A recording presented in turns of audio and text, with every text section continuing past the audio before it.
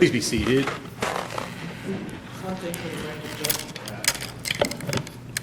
We are back on the record on September 24th of the year 2015. Take up the continuation of jury trial Commonwealth versus Eric Nelson. Anything we need to put on the record prior to the jury coming in? Your Honor, just very briefly to remind the court and specifically the officer and the prosecutor as well that there may not be, looking at the citation, there may not be any mention of the fact that this is the second DUI Guy first one in Georgia, pursuant to the case law that I submitted with my motion. All right, and I've granted that motion, and I assume, Mr. Moore, you had that discussion with Trooper Leonard? Yes. All right. Anything else? That's all. All right, let's call the jurors in. Yes, ma'am.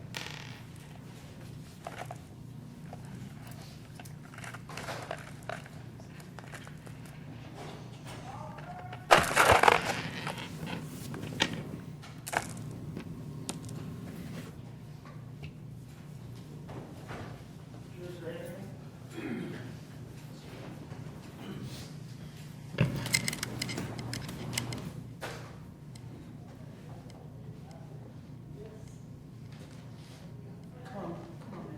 It's fine. Same seat.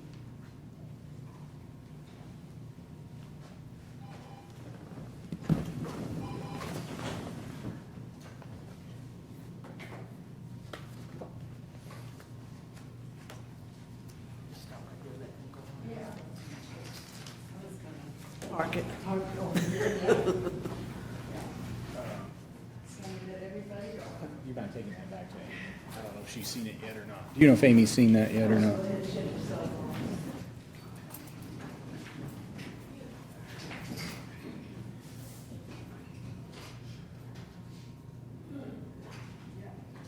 Please be seated.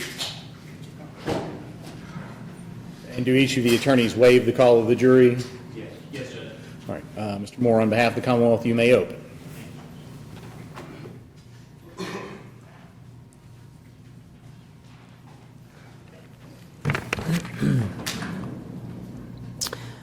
In the early morning hours of April 5th of this year, Trooper Daniel Leonard was working patrol in the northernmost area of the county in West Point. He had pulled into a vacant lot alongside Dixie Highway, and he was observing traffic as it passed. Now, at around 2:50 a.m., he saw a silver pickup truck heading south on Dixie. As he watched this truck that was being driven by the defendant, he saw the truck cross the center line, the dotted line on that side of the road. He pulled out and followed him a ways, and he observed several more times the defendant's vehicle cross the center line and the fog line on the right of the road.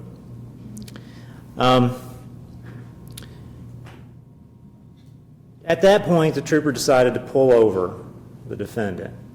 Now, when he went up to him to speak to him, the trooper could smell an alcoholic beverage when he made contact when the defendant spoke. He also saw that the defendant's eyes were red. He noticed that his speech was somewhat slurred. The trooper then asked the defendant how much he had had to drink, and the defendant denied having anything to drink. At that point, the trooper asked him to step out, and as he did so, he noticed that the defendant had to use his truck to steady himself. Trooper Leonard then administered some field sobriety tests to the defendant. He administered an eye test, and he observed some telltale twitching of his eyes that indicated that he may be under the influence. He saw that the defendant was unable to perform the one-leg stand exercise. He asked him to perform the walk and turn exercise, and the trooper observed several signs of impairment there before the defendant ultimately just stopped the test. Trooper placed the defendant under arrest, took him to the Radcliffe Police Department, where he gave him an opportunity to take a breath test, and the defendant refused to take a breath test. The trooper then took the defendant on to the detention center, charging him with driving under the influence and careless driving. That is the testimony you're going to hear today, and it's testimony which will prove that the defendant is in fact guilty of driving under the influence of alcohol. I appreciate your all's attention and your time. Thank you. Mr. Foreman, do you wish to open at this time, or do you wish to reserve? I'll open it this time, Judge. You may proceed. Thank you.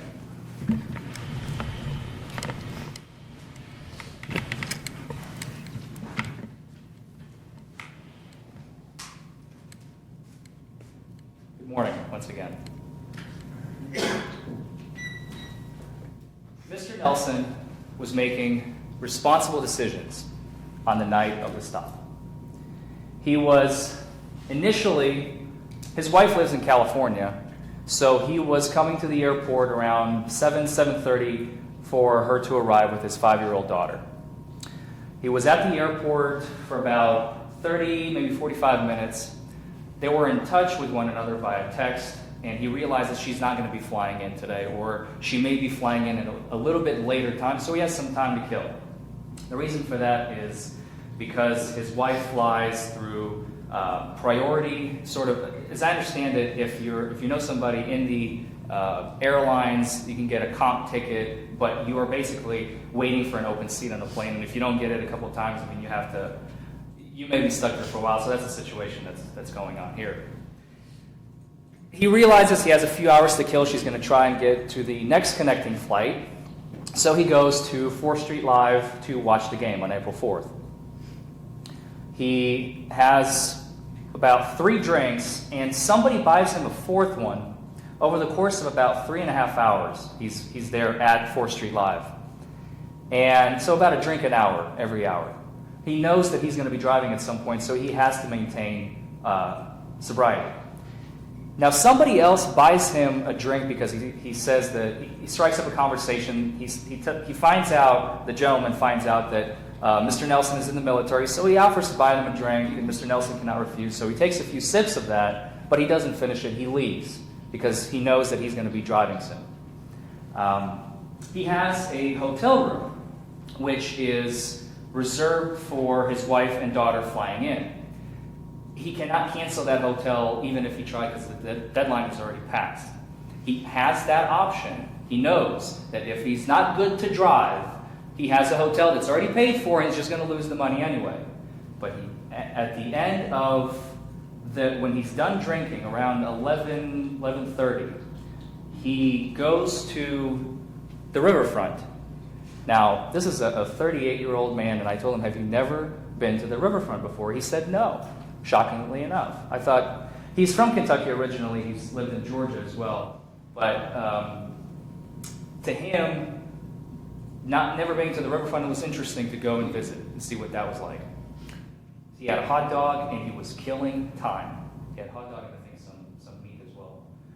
His job was to make sure he is good to drive before he goes. After about 2.5 to 3 hours of perusing the riverfront, he decides that he's good to drive. He forgoes the hotel room because it's not going to go. It's useless, to try and get your money back at this point. They're not going to give him his money back.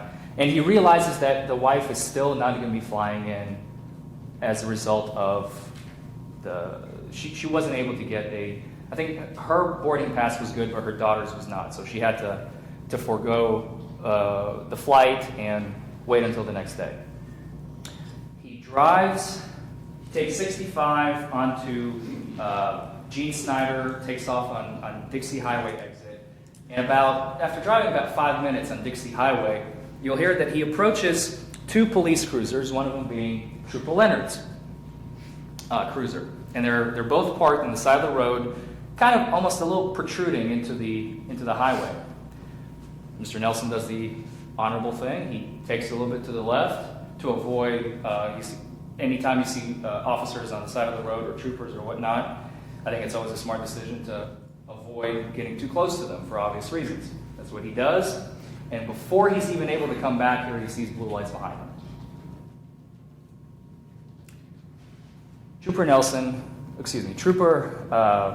Daniel Leonard decides to initiate a traffic stop for careless driving. This is the second charge with what Mr. Nelson is charged with. He asks Mr. Nelson, now, if he had anything to drink, because he says, "I smell something fruity." That's because Mr. Nelson was drinking a Monster on the way back home to Fort Knox to get on base. It's important because caffeine, those things, I don't know if you ever had a Monster. I have. Those things are loaded with caffeine, guarana, taurine, whatever God else they put in there. They really do have an effect on the body. Now, we'll hear testimony as to what effect that had on him, and we'll hear Mr. Nelson testify as to what his condition as a result of his 7 tours. He spent 2 in Afghanistan, 2 in Iraq. Basically, his life story. You're going to get to hear his life story as well as the facts of his case on that night. Trooper Leonard then asked him out of the vehicle. He's got a big truck that he was exiting out of. And he asked him to do field sobriety tests. Now, Mr. Nelson, you'll hear, suffers from tinnitus and vertigo. And he's been diagnosed with both, an inner ear infection that basically prohibits you from having full ability to control your body and your coordination. That is why he was not able to do the field sobriety test to the officer's liking. You will also hear that he's a former MP, military police. He was trained on field sobriety tests, and he knows exactly what those things are and how they're designed. You'll get to hear all of that as well. He was then he was arrested. He was taken to the county jail. He refused the breathalyzer. Again, you will hear exactly why and what transpired with regard to the breathalyzer from Mr. Nelson himself. And by the end of this trial, I said it once and I will say it again. I am certain that you will have no other choice but to return a verdict of not guilty for Mr. Nelson. Thank you. Thank you, Mr. Forman. Mr. Moore, on behalf of the Commonwealth, call your first witness. Almost called Trooper Leonard. Trooper Leonard, if you would please come to the witness stand and be sworn.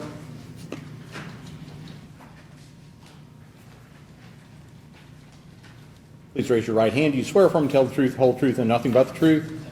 Please have a seat, answer the questions of Mr. Moore and then Mr. Forman.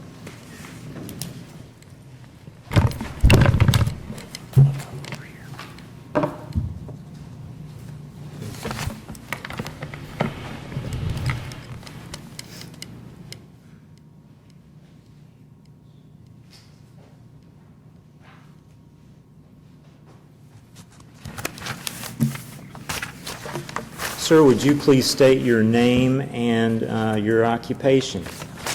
My name is Daniel Leonard. I'm a trooper with the Kentucky State Police here in Post Fort Elizabethtown. All right.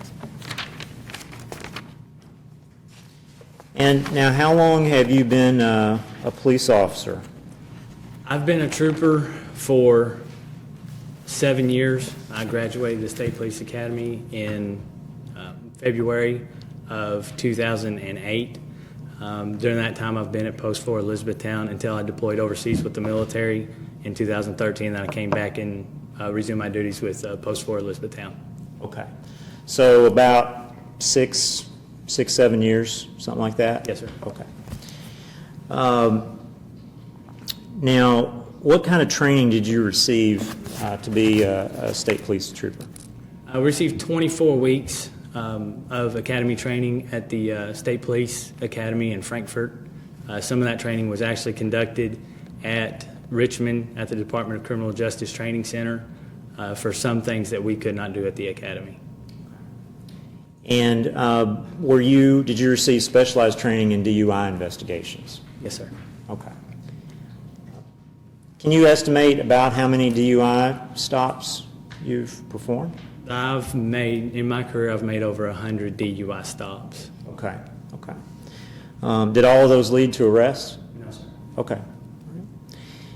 And why is that? Because after I performed the standardized field sobriety tests, I deemed that the person wasn't at a level of impairment that needed them going to jail for the night. All right. Now, can you, I apologize, that's my alarm clock to pick my kids up from school. you want to take care of it? You could just swipe it, sir. There it is. What's under the hat? I apologize, I forgot that the alarm clock was on. That's, Why would you have an alarm clock set at 2 o'clock? because I take my kids to school at 8 o'clock in the morning, and then I sleep until 2 because I get off at 6 o'clock in the morning, and then I'm up with them all day until I go to work at 10 o'clock So at you night. work nights. Yes, sir. Did you work last night Yes, sir. and got off at 6 o'clock this morning? Yes, sir. And you go in again tonight? Yes, sir. Okay. I hope I'm exciting enough to keep you awake. Yes, sir. Do you recall having contact with the defendant back on April 5th? Yes, sir, I do. All right. Would you describe to the jurors how it was you came to have contact? Yes, sir. I was patrolling up around the West Point area. We get a lot of drug activity and warrants, people coming out of Louisville. We've been having an influx of heroin problems coming out there. In fact, during that week that I'd done some extensive patrols, I'd gotten some wanted people, people with heroin needles, things of that sort. So myself and another trooper are actually up there. There's a vacant lot just down from the marathon station that's got a concrete strip. We sit on the inside of that, well out of the lane of traffic, and just monitor people speeding, doing things. At that time of the morning, you get people coming back from bars in Louisville. That's about the time that they close. So we sit there, we monitor the traffic, and whenever we see someone making a violation, we try and pull them over. Okay. So you were parked in that spot on this night, is that Yes, sir. right? Okay. And how is it you came to observe the defendant? I was sitting there observing traffic. I observed the truck as it went past me. Once again, I was sitting well off the roadway, not in the lane of traffic at all. As he went past me, I observed him go across the dotted line. It's a 4-lane highway. I don't know if you all are familiar with West Point. And, it's actually 4 lanes separated by solid yellow lines. He went across the dotted line, actually straddled it for a while, and then came back over. So I pulled out and I followed him. I didn't. When you say the dotted line, you mean separating the two southbound lanes? The 2 southbound lanes. Okay. Yes, sir. Okay, go ahead. So I pulled out and I followed him. I didn't immediately turn on my emergency equipment to initiate a traffic stop.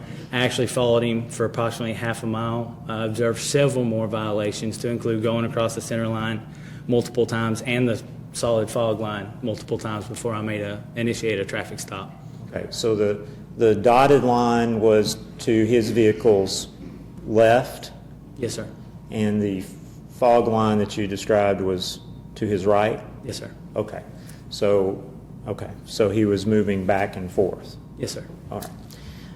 And do you recall what kind of vehicle it was? It was a Ford F-150, Okay, a newer model, Okay. I believe silver in color. okay. What did you do after you observed this driving, and what did you do next? I initiated a traffic stop. He pulled over to the right shoulder of the road. I approached the vehicle from the driver's side. Upon approach, when he lowered the window, I asked him for his driver's license, registration, proof of insurance. And as he started talking, I noticed the distinct odor of an alcoholic beverage coming from the vehicle. Let me stop you. Yes, sir. Let me back up to where you pulled him over. Can you describe that area? It was just prior, I don't know if you all are familiar with Muldrow Hill, where the tank is sitting. It was actually just prior to that hill on a reasonably flat piece of ground. Okay. And so when you asked him for his documents, is that a routine thing you do when you pull Yes, sir. somebody over? Okay. And that's when you said that you smelled the odor of an alcoholic beverage when Yes, he was sir. talking to you? Okay. Describe your contact from that point.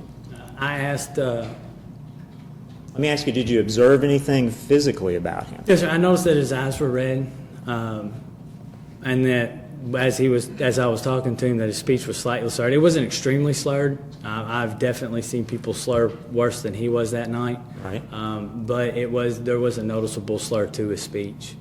Right. All right. Now, what'd you do after you noticed those things? I asked Mr. Nelson how much he had to drink tonight. I asked that question because I want them to know that I'm aware that they have been drinking and that I know, and that they know that I know that they've been drinking. But Mr. Nelson told me that he had had absolutely nothing alcoholic to drink that night. Okay, and then what'd you do? I asked Mr. Nelson to step out of the vehicle. As he stepped out of the vehicle, I noticed he used the vehicle for support, to support him out. I had him walk back. When you say that, can you describe more specifically what he did? No, sir. Okay. I can't remember. It's been, You don't recall if he grabbed the door or the side of the truck or something else? no, sir. Okay. You just remember he needed some I support? remember he needed some support getting out of the vehicle. Okay. All right. Was it at that point that you determined that you were going to do a DUI investigation? Yes, sir. Okay. Did you ask him to perform field sobriety tests? Yes, sir, I did. All right. Are you trained to give field or administer field sobriety tests? Yes, sir, I am. Okay. Is that part of your training at the academy? Yes, sir. Okay. Did you, or can you explain to the jurors what the purpose of those tests are? The purpose of the standardized field sobriety test are they're standardized tests that have been deemed, when used in conjunction, one along with another, is to show a level of impairment. There's a group that has actually done percentages. I don't remember the percentages. I know that I was taught them, but I don't remember them because there's quite a few of them. That if you do this test and it shows some impairment and you use it in conjunction with this test and it shows impairment, that the likelihood that they would actually go over a 0.1, which is above the normal legal per se limit for the state of Kentucky, it actually gives you a percentage of how likely they are to blow, if they were to blow, how likely they would be to blow over that limit. Okay. All right. And do you, in administering these tests, are you observing various things as they're doing them? Yes. Did you explain the tests to the defendant as you were giving them or prior to giving them to him? Yes, sir. I explain them in detail. And except for the HGN, which is the horizontal gaze nystagmus, which requires you to check their eyes, which I can't demonstrate because I can't show him how to check the eyes because I can't do it to myself. The one leg stand and the walk and turn, I do demonstrate while I'm explaining it to them on the same surface that they're using. All right. And now, did you observe any medical or physical problems that would prevent the defendant from No, sir. doing these? And I asked the question before we do balance tests, are there any medical disabilities or medical infirmities that would keep you from performing a balance test? And I do not remember any being indicated at that time. Okay. And you didn't make any notation of any either, did you? Okay. Now, what's the first thing that you asked him to do so that you could observe him? The first, I did the horizontal gaze nystagmus. Okay. Now, you used that word a minute ago, and that's kind of a mouthful. Can you explain to the jurors what the horizontal gaze nystagmus is? It is a standard field sobriety test that we use. Alcohol actually affects the muscles. It also affects around the eyes. It affects their ability to pursue smoothly. Basically what that is when your eyes move from center to left or center to right, instead of a normal person's tracking smoothly, you will actually see a jerking movement because they're actually losing some of the motor control to control how their eyes move. So that is actually one of the indicators, and we actually look for it individually in each eye. And then the second step that we actually do is actually the nystagmus itself, which is an involuntary twitching that even the person that it's happening to doesn't realize that it's going on. And there's two different sets that we look at. We look at what's called max deviation, which is at the eye when it's at the furthest point. The subject has their head still, and their eye moves to the furthest point they can do, which is called the maximum deviation. And then we observe to see if that twitching or that shaking is present. We do that for each individual eye. And then the second one is actually an onset of the nystagmus, which is that twitching, prior to 45 degrees. So before the eye goes from center to 45 degrees, we observe in each eye to see if there is a sign of that twitching or shaking going on in the eye, and it's each eye, left and right. Okay. And so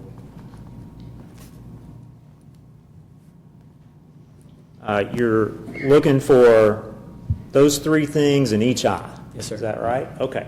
So describe how you administered that to the defendant and what you observed. Okay. What I do is I had him put his hands down to his side, feet together, stand perfectly still, have his head pointed straight ahead, and I instructed him to follow my finger with his eyes and his eyes only. I use my finger. I don't like to have anything else in my hand that would be a distraction or something that I would have to keep up with. Obviously, working at night is extremely dangerous anyway. I've got a flashlight. I like to keep my hand free, so I always use my finger. I had him follow my finger. I always go to the left first. I went to the left with him to observe the left eye, checking for the lack of smooth pursuit, which I observed in his left eye. And when you say you had him follow your finger, so are you holding your finger up in front of his face? I am approximately 12 to 15 inches. Obviously, I'm not out there with a ruler holding it away from his face to measure that I am the approximate 12 to 15 inches away from his face.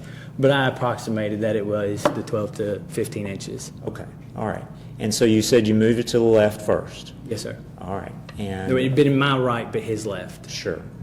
Go ahead and finish telling the jurors what you were doing as you did that. Okay, as I did that, I was looking at his left eye to see if there was smooth or lack thereof of pursuit, and I noticed that his eye was jerking as it was going across. I moved it back to center, and I go to the right, to his right side or my left, and observe the right eye. And I observed once again that he was not tracking smoothly, that his eye was jerking as my finger was moving from basically his nose over towards his right shoulder. All right. And so you said you saw, so you observed that cue or clue or The indicator. observation indicator in both eyes. Is that right? Yes, sir. All right. And so what was the second component of that you were looking at? The second thing we look for is the sustained and distinct nystagmus at maximum deviation, which is where I smoothly, in approximately 2 seconds, 2 to 4 seconds, I move from the center of his nose all the way over to maximum deviation, and then observe to see if there is actually nystagmus at that maximum deviation. I started at the center of the nose, went all the way to his left eye or his left shoulder, to my right side, observed the left eye, and then did the same thing with his right eye. So you observed the jerking in both eyes under that component. Is Yes, that sir. right? All right. And what's the third part of that? The third is actually an onset of nystagmus prior to 45 degrees. Once again, you have to estimate where the 45 degree is. You generally want to take that one about 4 seconds. You want to do it slowly, but you don't want to do it so slow that you fatigue the person's eyes. As I started at his nose and went his left eye again, I noticed that prior to that 45 degrees that I was getting nystagmus. And then I did the same thing for his right eye, and I noticed the nystagmus again prior to the 45 degrees. Okay. So based on your observations of those indicators, 3 in each eye for a total of 6, Yes, sir. what did that indicate to you? That indicated to me that he did have, at that point, some level of impairment due to either alcohol. It can also indicate drugs. But okay. And what's the next field sobriety test you? Next field sobriety test I had him perform is the one-legged stand. All right.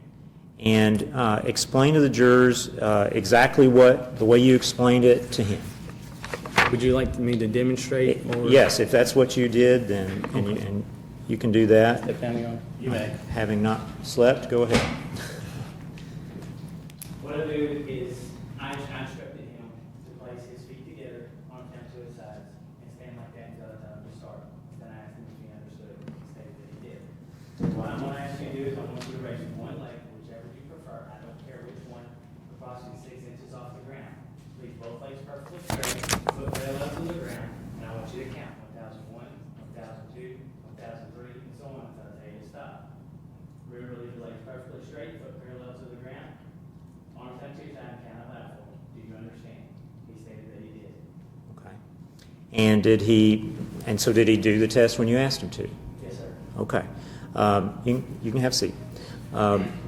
Describe what you observed when he did that or attempted to do that. I noticed that on the very first count that he put his foot down, used his arms for balance, and he complained that the surface was uneven. However, and I remember noting in my citation that I performed the same exact field sobriety test, the demonstration on the same exact surface, and I'm carrying additional pounds that I'm in a normal everyday situation for a normal person, they're not having to carry around. So on the same surface that he's doing it on, I always demonstrate, and I demonstrated for him that night, of what I expected him to be able to do. Okay. So he put his foot down pretty much immediately, is Yes, that sir. right? Okay. And so you said you were able to, do you recall whether it was an uneven surface as he No, said he sir. claimed? That stretch in between, you've got a downhill slope, a pretty good one coming out of Jefferson County. There's the bridge right there. Once you get actually into Hardin County, on that side of the bridge, all the way up until the point that you start going back up the hill to go to Muldrow, it is pretty flat. And so you did not determine that it was too uneven for him to be able to do that? No, sir. Okay. I've conducted field sobriety tests in gravel driveways before. Okay. So what happened after that? He attempted to do it again. Once again, this time he placed his foot down at 2 and just stopped the test. Okay. Now, what are you looking for on that? On that one, test? I'm actually looking for 4 different indicators. Okay. You're looking for swaying, using the arms for balance, placing your foot down, and hopping. Okay. So he didn't do any of those except putting his foot down. He putting his foot down and using his arms for balance. Okay. Okay. And so, how many do you have to observe before that's an indicator of anything? I don't remember. I just noted down that I listed those down as That's what as you indicators. observed? Yes, sir. Okay. All right. And what did you conclude from what you observed on that? On that one, I concluded that what the HGM was telling me already was that there's at least a level of impairment going on there that was affecting his ability to drive, which is the reason why I saw him crossing this center line and the fog line multiple times. Now, did you administer any other field sobriety tests? Yes, sir, I did. I did the walk and turn. Okay. Can you explain to the jurors what you asked him to do for that evaluation? Or would you like me to explain it as I did on the side of the road? Yes, sir. That'd be great. Okay. Outside on 31W, you have the white fog line, which anytime that I have a fog line, something like that, I like to use that instead of imaginary line because it allows the person to physically see the line that I'm expecting them to walk. What I instructed Mr. Nelson to do was I showed him my flashlight actually on the fog line and said, "Do you see where my flashlight is shining?" He indicated that he did. I had him walk back and place his left foot directly where my flashlight was shining and turn around and face me. Then I instructed him to take his right foot and place it directly in front of his left foot, heel to toe, put his arms down to his side, and stay like that until I tell him to start. Asked him if he understood. He said that he did. I told him that I was going to demonstrate, and then I would then explain to him the field sobriety test, and then he could start. I instructed him that I would use a series of elbow steps. I want to step out count 1, 2, 3, and so on until he reaches 9. When he reaches 9, leave the left foot on the ground, use a series of small steps like this to turn around, and using the same heel-to-toe steps, step back counting 1, 2, 3 until you reach 9 again. Remembering to leave his arms down to his sides and count out loud every step. Asked him if he understood, he stated that he did. Okay. You can have a seat. Thank you. Now, can you describe what you observed? May I refer to the citation, sir? Judge, may I allow him to review that and refresh his memory? No objection. Without objection, then you have a copy there. I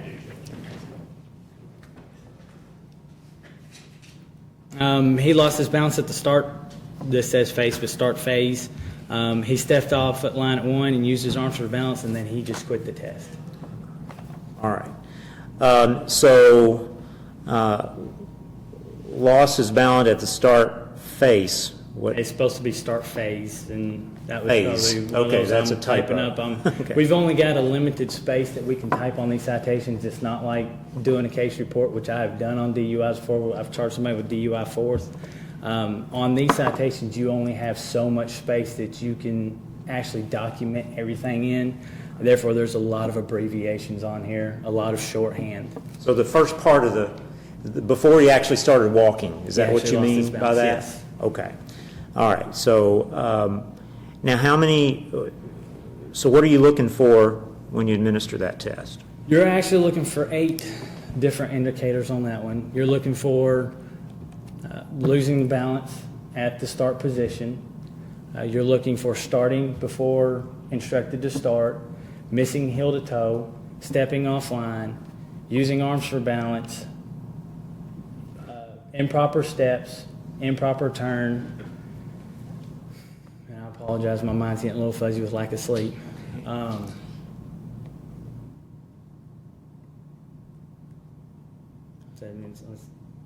if you don't mind, I'm going to start over again.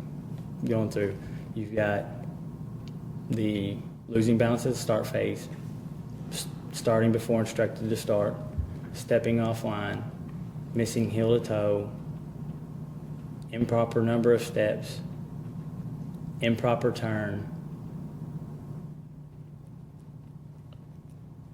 and that last one is eluding me right there. Okay. Using arms for balance. Yes, thank you, sir. All right. So of those several things that you're looking for, you saw him lose balance at the start, stepped off the line at 1 initially, so when he first started, and he used arms for balance, and then you said he stopped he the just test. he stopped the test. Do you know how far he got before he stopped? Do you recall that? It was right there off the beginning. Oh, okay. He didn't Right there at the beginning. make it halfway down, turn around, and then stop. No, sir. Okay. All right. All right.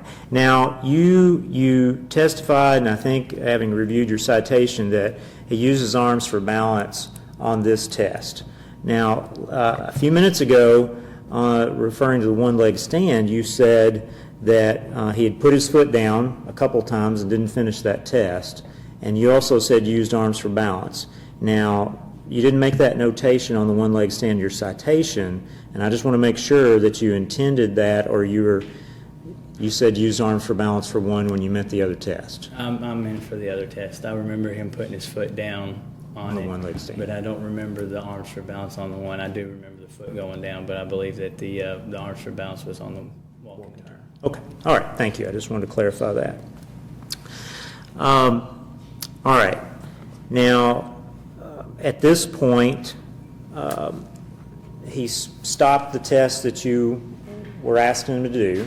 Yes, sir. And what did you do at that point? At that point, I went ahead and detained him, informed that he was going to be placed under arrest for operating a motor vehicle under the influence of alcohol. Okay. And what did you do after you arrested him for that? He was placed into the back of my state police cruiser. I waited there for a tow truck to arrive to tow his vehicle safely off the road. I did not want to leave a very nice F-150 anywhere near West Point. Okay. So I waited for the tow truck to come get there. Then I transported him to the Radcliffe to the police department to utilize their intoxilizer. Okay. And so did you ask him to submit to that intoxilizer test? Yes, sir. At the Radcliffe Police Department, I read him the implied consent from a card or a piece of paper that I keep in my pocket. Okay. And may I approach the witness, Judge? You may.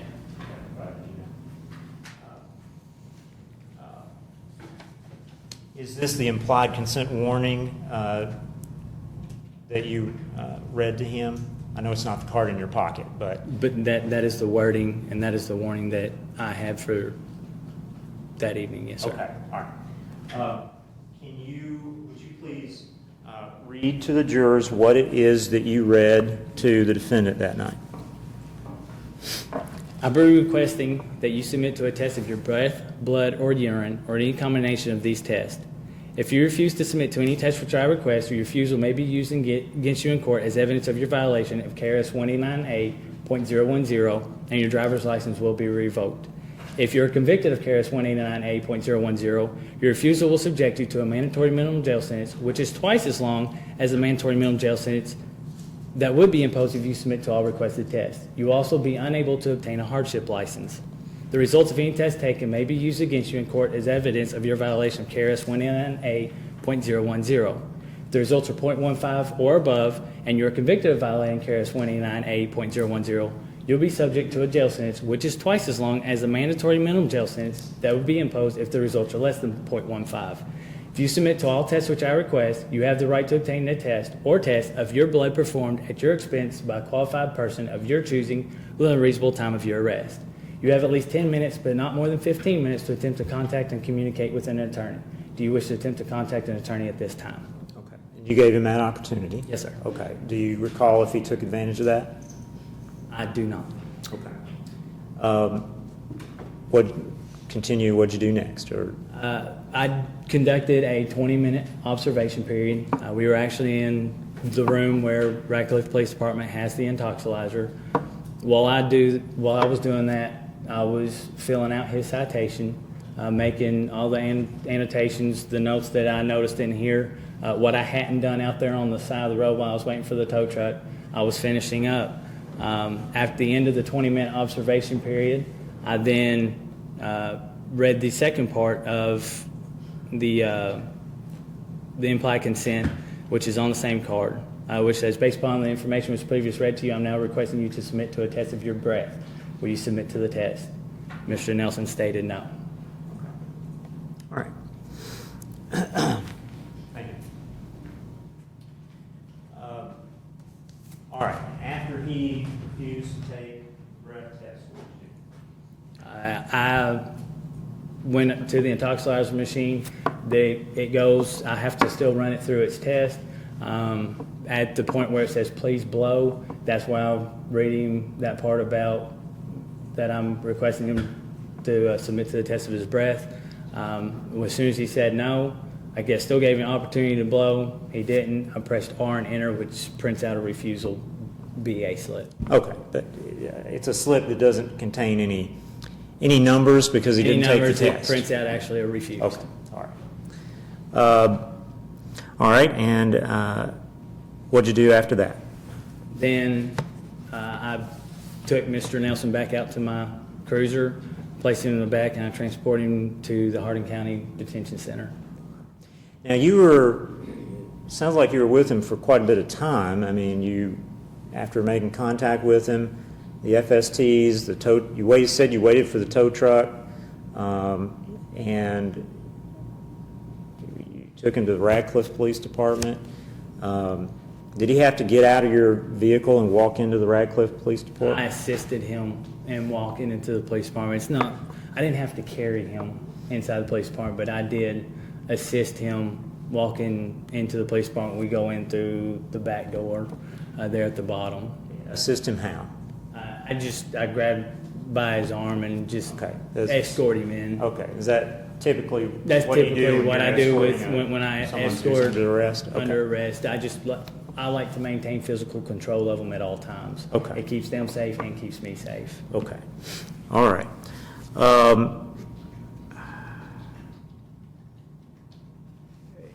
Eddie, I'll withdraw that question. Let's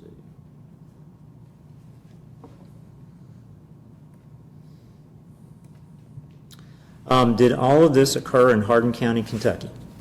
Yes, sir. Except for the little strip we had to drive through Meade County to get to the Radcliffe Police Department. Okay. All right. And can you identify the defendant, Eric Nelson, for the record? Yes, sir. Can you point him out? All right. Judge, I have no other questions at this time. Foreman, you may ask.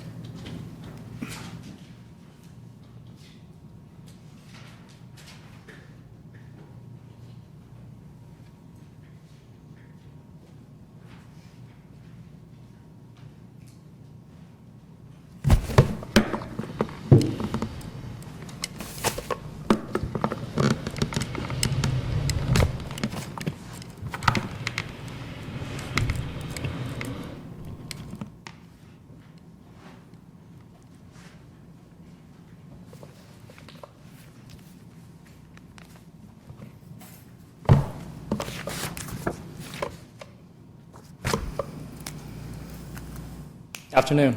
Good afternoon, sir. You've been on the force since about 2007. Does that sound right? I've been with the state police since September of 2007. And you completed basic academy on On February 25th, 2008. 2008, right. And there you were trained on DUIs, Yes, sir. DUI detection, DUI enforcement, Yes, sir. 40 hours worth? Approximately, I wouldn't be able to say 100% it was 40 hours. Those were some very long days and nights, sir. You were awarded 40 credits though, right? Yes, sir. I believe so. Now, you were trained as part of your training in general, not just for DUI. You were trained to write complete reports, right? Yes, sir. And it's important to make complete reports, right? Absolutely, sir. So if there was anything important that you saw in any particular case, you would write it down. I would attempt to write it down. If Yes, sir. And if it's not important, you don't write it down. I try and write everything down, sir. Once again, there's limited space on these citations, sir. But you said that in some situations you can have an external report generated on top of the citation? If you write a case, the state police does not require us to open a case for a misdemeanor DUI. So that just requires extra procedure, basically? It requires opening a case number, and normally with our caseload, we don't open cases for smaller misdemeanors. There's some misdemeanors and every felony we open a case on, but we do have extremely high caseloads. You said, and I think I'm almost quoting here, you were on the alert for heroin coming from Louisville that night. Is that right? I said that we had a heroin problem coming out, and that previously I had gotten heroin and people with warrants, drunks coming out of Louisville, coming from the bars. West Point is actually a very hot spot for criminal activity in general. The place where you were camping, so to speak, with the other cruiser, the other officer, or the other trooper, Or camping, sir. you were positioned. Is that a better word? You were positioned right on, almost on the border between Hardin and Jefferson. Is that right? It's. Because West Point It is. West Point is that little strip in between of Hardin County, in between Meade County and Jefferson County. and you're actively looking for violations. Yes, sir. You see a violation, you pull them over. Not every violation, sir, because there are so many violations out there. People don't realize how much that we could pull them over for, that there are some that a lot of times I won't pull you over if you have a cracked windshield, or your tint is too low on your front windshield. It drops below the AS1 line. There are so many violations that if I pulled over for every single little violation, I would get nothing done. I wouldn't get dangerous criminals off the road. I wouldn't get people with felony warrants. People don't realize how much we could pull you over for that we don't. We have to be selective in what we pull people over for. Now, Trooper, you're aware that if an individual is driving down the road, especially at 2:50 in the morning, I think your citation says, and they see an officer or a trooper on the side of the road, their natural inclination is going to be to take a little bit to the left or change lanes. Is that right? I disagree, sir. I've been almost run over several times with my emergency equipment activated by vehicles that decided not to get over when the lane was People who completely disregard. clear. Yes, sir. That's dangerous, So isn't it? I won't assume that most people tend to get over, or that if they see me parked there blacked out that they're going to. I won't make that assumption. Did Mr. Nelson go to the side when he saw you? I saw him cross the dotted line after he was already past me, sir. After he was already passed, trying to get back into the Because right I lane? was actually facing southbound. I wasn't facing northbound, I was facing southbound. Okay. You initiated a stop and you approached his vehicle, right? Excuse me, sir? You initiated a stop Yes, sir. and then you approached his vehicle. I'm sorry, compound question. Let's break it down.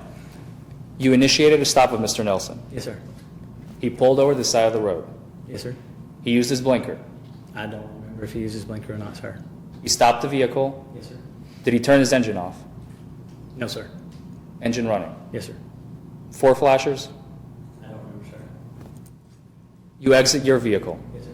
You approach his Yes, sir. and you start contact with him, right? Yes, sir. You ask for license, registration, And insurance. And insurance? All three? Yes, sir. And he provided all three? Yes, sir. Now, you're trained to ask,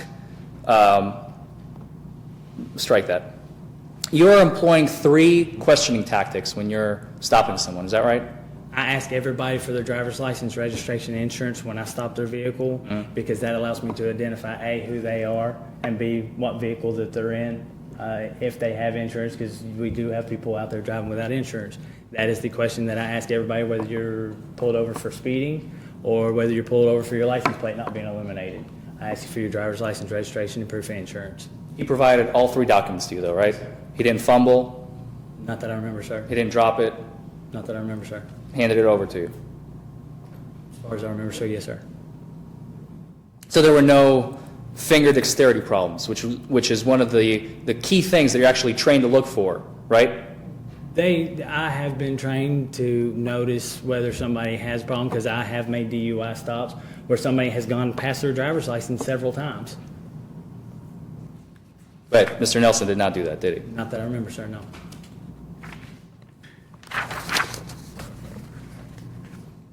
And that is because, as I think you mentioned, people who are impaired by alcohol will have alcohol in their muscles, right? The effects of alcohol will affect their muscles. I wouldn't necessarily state that the alcohol itself is in their muscles. But it will have an effect on the muscles, correct? Yes, sir, alcohol does. You were have an trained effect that on the way. muscles. Yes, sir.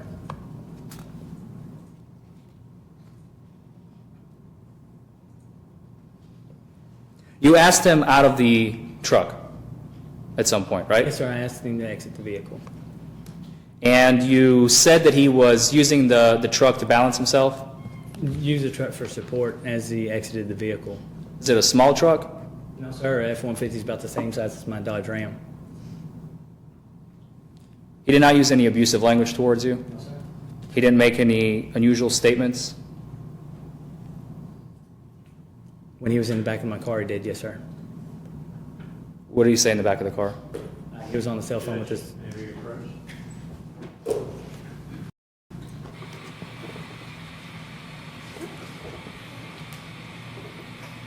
I just want to be clear that he is eliciting testimony that may result in a statement that we did not introduce, we did not provide, because it's the first time I'm hearing about it. So, I don't know where he's going, but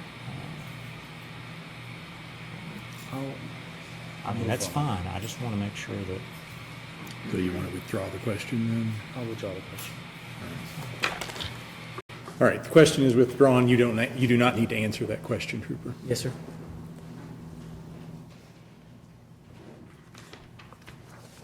He was not slow to respond to your questions, right? As far as I remember, no, sir. He didn't have any bumps, bruises, scratches on him? No, sir, he came out of the vehicle. Things you're trained to look for in a DUI stop, right? Not necessarily. Wouldn't say that I've ever been trained to look for bumps, scratches, or screwges for somebody climbing out of the driver's seat of their vehicle. You said you smelled the odor of alcoholic beverage. Of an alcoholic beverage, yes, sir. You also smelled something fruity, you mentioned, right? I don't remember using the word fruity, sir. Did Mr. Nelson tell you he'd just been drinking a Monster?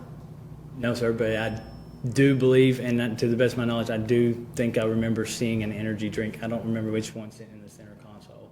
In his vehicle? Yes, sir. Was it open? I believe so, sir. Could you smell it? What I've actually, sir, last night, I bought one of the big Mega Monsters because I had 4 hours of sleep yesterday prior to having to go get my kids from school. I know the smell of Monster and Red Bull. I'm pretty familiar with them, working on it, and I wasn't smelling Red Bull or Monster Yesterday or the night of the stop? the night of the stop. Okay. Now, have you ever had contact with Mr. Nelson before, prior to the night of the stop? So you don't know how he talks, No, sir. how he normally is, No, sir. his normal demeanor? No, sir. I have to make assumptions once again and on the side of the road. Right. Now, when you told Mr. Nelson to exit out of the vehicle, where you discussed the fact that he used it as he was exiting out, but he complied with your order with no problem, right? Sir. and you asked him to do some field sobriety tests. Yes, sir. The first one you said is the horizontal gaze nystagmus, also known as the HGN. Yes, sir. Now, you're required to check for 3 things before you start an HGN. What are those? Excuse me, sir? Before you begin the HGN test, you check for 3 things. I check believe. see if they're wearing glasses, Mhm. which he was not wearing glasses at the time. If he's wearing a hat, I have him remove a hat. Some people do have a normal nystagmus. Actually, I believe I'm one of them that has a normal nystagmus, but it is completely different than actually the distinct and sustained that we're looking for. What about equal tracking, equal pupil size, and resting nystagmus? You check for those? I've never checked for the resting nystagmus, sit there and stay. The unequal pupil size, and that's from my military training especially, is I know the unequal pupil size is the side of a head trauma, which I did not notice any other signs of head trauma coming from him, which also includes fluid leaking from the ears and nose and mouth. You asked him if he had any medical condition that could prohibit him from doing the field sobriety test, right? Yes, sir. And he told you that he has been diagnosed with vertigo and tinnitus. I do not remember him telling me that at all, sir. And you're also aware that there can be natural causes of nystagmus, as you said. Sometimes you're born with it. Absolutely. Caffeine can affect it. I'm not aware of that, sir. Cigarettes. I'm not aware of that either, sir. Nicotine.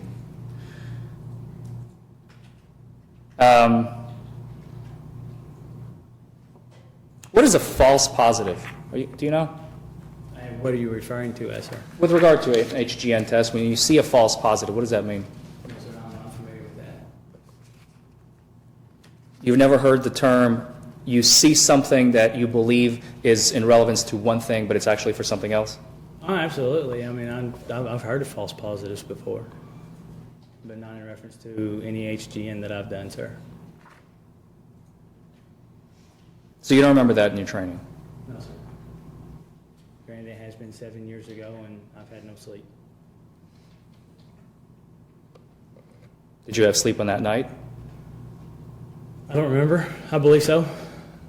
That was actually before my kids were in Grayson County School, so I'm pretty certain I did have some sleep.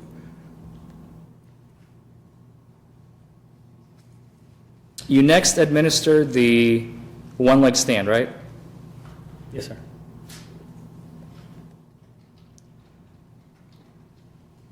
Now, you're doing it on the side of the road where there's gravel and it's kind of sloped, is it No, not? sir. No? It's No, straight? sir. Actually, he was parked on the shoulder. There is no gravel right there. It's right there at the dotted line. He was in between his truck and my cruiser because I do that for his safety as well as mine. Like I said, people sometimes don't like to get over for our vehicles, even stop. That's actually how one of my fellow troopers got hit on I-65. People don't get over. He told you it was uneven, though, right? Yes, sir. Then you demonstrated and you said it's fine. I demonstrated on the same exact surface that I asked him to demonstrate on, and I had no problems performing the How many- demonstrations as I demonstrated in here. How many times have you actually demonstrated a field sobriety test in your lifetime? Every time that I conducted DUI stop. Which is hundreds? I wouldn't say hundreds, approximately somewhere around 100, maybe more, maybe less. I don't know. It's been 7 years. So you had some good practice. Yes, sir.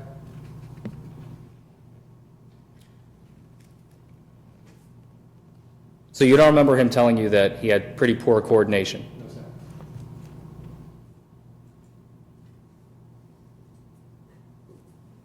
Did he tell you that he suffers from PTSD? No, sir. Not that I remember. But he tried your test anyway. Yes, sir. And you said he put his foot down on 1, Yes, sir. talked about the surface, Yes, sir. and then he put his foot down on 2, Yes, sir. and then stopped. Yes, sir. Then you moved on to the walk and turn. Yes, sir.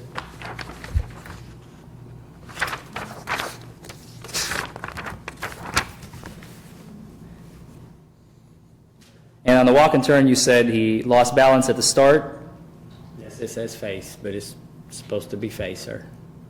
stepped off line at 1, Yes, sir. used arms for balance, Yes, sir. and then quit. Yes, sir.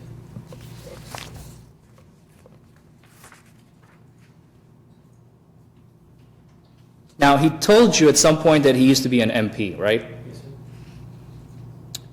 And he told you he's actually certified on field sobriety tests as well, No, sir. and the breathalyzer. No, sir, he did not. You then arrested Mr. Nelson for DUI. You took him to the You said Radcliffe Police Department, right? Now, backing up just a moment, do you have a dash cam in your vehicle? No, sir, I do not. I've never had one since I've been a trooper. So we don't have video evidence from your vehicle. What about when you arrive at Radcliffe PD? Do we have cameras there? Sir, I don't know. I'm in Radcliffe Police Department very rarely. I'm not very familiar with their department and where their cameras are located. So we don't have video there either. I don't know, sir. And you said you don't have like a microphone or anything in your vehicle, No, in your sir. cruiser? What about... Broke. I'm sorry? The state's broke. They're trying to get us cameras. Well, at least they tell us we're broke. I finally got a 1.5% pay raise for the first time since I've been a trooper. Is there, when you took him to Hardin County Detention Center, are there cameras there? Yes, sir. Do you have any video from the Hardin County Detention Center? Not that I'm aware of, sir. I don't do subpoenas for. So none of that is preserved. We don't have anything. I don't know, sir. So the one thing that could have shown us exactly what Mr. Nelson looked like that night, how he behaved, how he talked, we don't have any of that. No, sir. Other than my testimony. You then brought, just backing up a second, to the Radcliffe Police Department, you brought him into the intoxilizer room. Yes, sir. It's called that because it's got the intoxilizer machine right there. That's what I call it. I don't know what Radcliffe Police Department calls it. I call it the same thing as the jail. I think they make, I don't know exactly. I think it's typical lingo. I use the same terminology. Yes, sir. You read him his rights, the implied consent rights? I don't. That we went I'm just over? writing the implied consent. And he refused the breathalyzer. Yes, sir.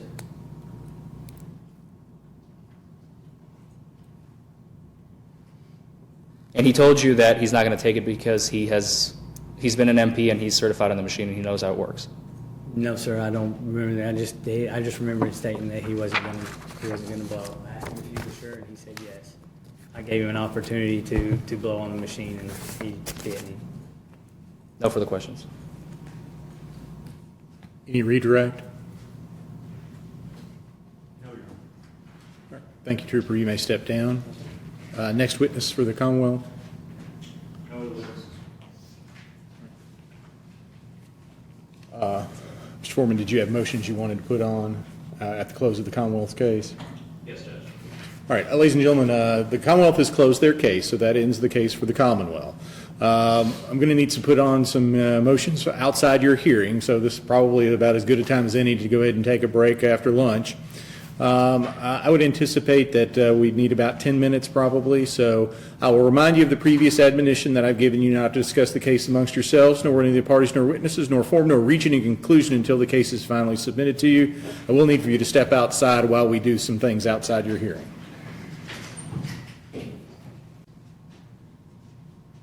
You may be seated. Thank you.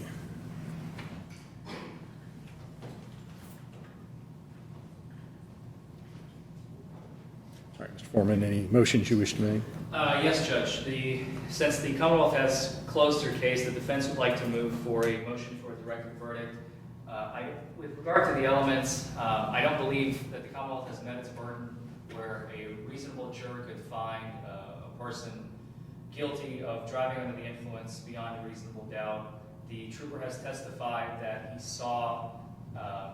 he saw weaving, crossing the center line, crossing the dotted line by Mr. Nelson. He initiated a stop. The fact that he smelled alcohol, the fact that he conducted a field sobriety test, which he noted some clues on there, are all insufficient to find my client, for a reasonable juror to find my client guilty of driving under the influence. He refused the breathalyzer, so the Commonwealth cannot pursue the per se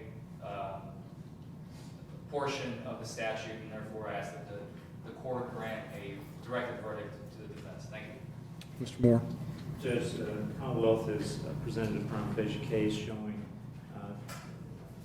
adequate evidence that the jury could find the defendant guilty of driving under the influence of a motor vehicle under the influence of alcohol based on the weaving across the center lane and the fog line on the highway, the smell of alcoholic beverage observed by the officer, defendant's red eyes, the slurred speech, the steadying on the vehicle, the observations field sobriety tests that were administered, all of which indicate that the defendant was under the influence, as well as the fact of his refusal can also be used to indicate under the influence. And so, viewing the evidence in the light most favorable to the Commonwealth, we believe we've met the burden. All right, well, the standard that the court must use when determining a motion for a directed verdict is, could a reasonable juror, looking at the evidence in the light most favorable to the Commonwealth, could a reasonable juror make a determination that the defendant is guilty of driving under the influence and careless driving? Based on the testimony I've heard here today, and looking at that evidence in the light most favorable to the Commonwealth, I believe that the Commonwealth hasn't met their burden based on the testimony of the officer indicating that he smelled alcohol, that he observed careless driving, crossing the center line and crossing the fog line on numerous occasions. The bloodshot eyes, the slurred speech, the field sobriety test results, the refusal of the intoxilizer at the detention center as well. So I'll overrule the motion for directed verdict. And you indicated an opening, and I assume you still intend to call your client in? Yes, Your Honor. If we may have a 5-minute recess. Sure. Court will stand in recess for, I said 10 minutes to the jury, so whatever the balance of it is, it's at least 5 minutes. All right. All right, thank you.